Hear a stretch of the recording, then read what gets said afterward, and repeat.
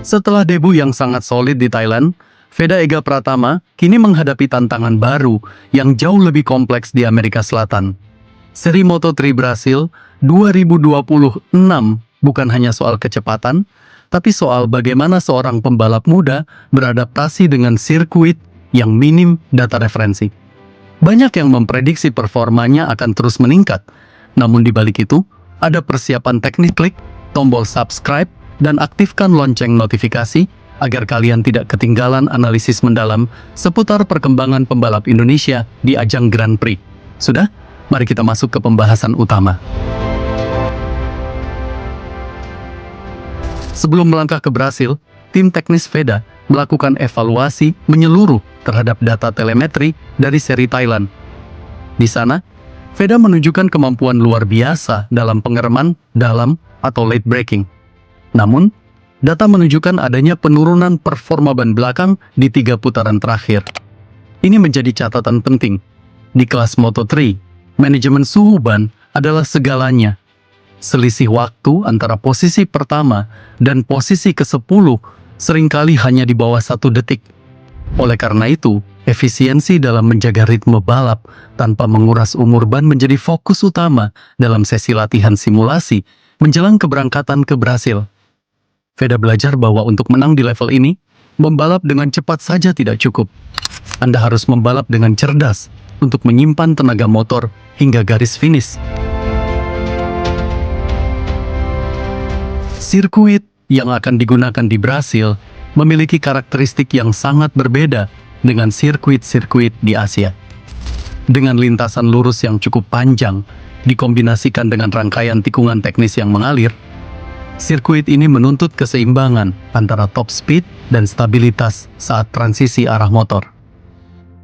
Elevasi sirkuit juga menjadi faktor yang menentukan.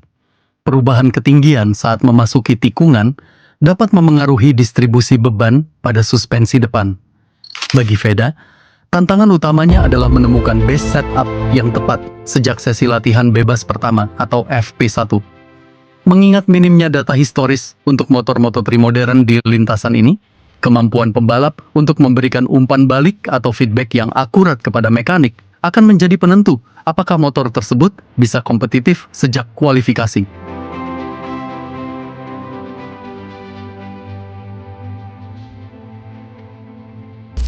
Selain aspek mesin, persiapan fisik Veda Ega Pratama juga ditingkatkan secara signifikan.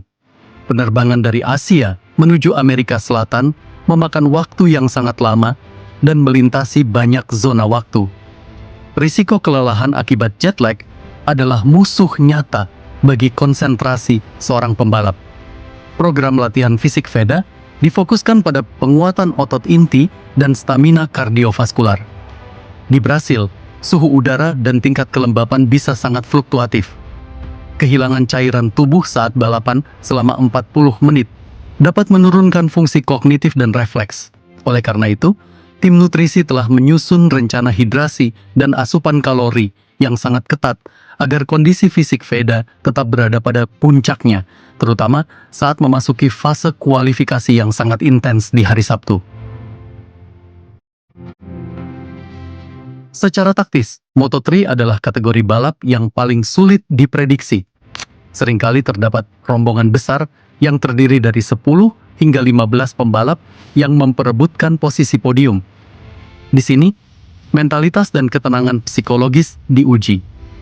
Veda telah menunjukkan kematangan emosional yang baik, namun di Brasil, ia harus lebih waspada terhadap strategi slipstream atau mencuri angin di lintasan lurus.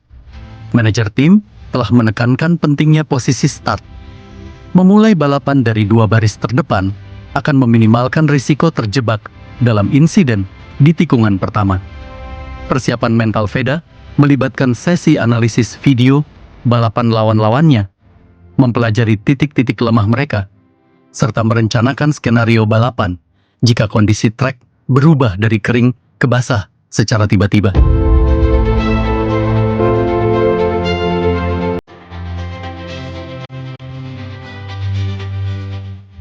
Persiapan telah dilakukan dengan maksimal. Kerja keras di balik layar yang melibatkan puluhan mekanik, pelatih fisik, dan dukungan keluarga kini tinggal menunggu pembuktian di lintasan Brasil.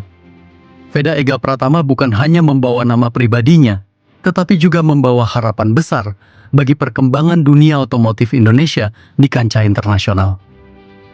Fokus, disiplin, dan data yang akurat adalah modal utama untuk meraih poin maksimal di seri kedua ini. Mari kita nantikan performa terbaik dari salah satu talenta muda paling menjanjikan yang pernah dimiliki Indonesia. Pastikan Anda mencatat jadwal kualifikasi dan balapannya agar tidak melewatkan momen bersejarah ini. Bagaimana pendapat Anda mengenai peluang Veda di sirkuit Brasil ini? Apakah strategi manajemen ban akan menjadi kunci utama, ataukah ada faktor lain yang lebih menentukan? Sampaikan opini teknis Anda di kolom komentar. Terima kasih telah menonton analisis ini, tetap dukung talenta Indonesia, dan sampai jumpa di ulasan balap berikutnya.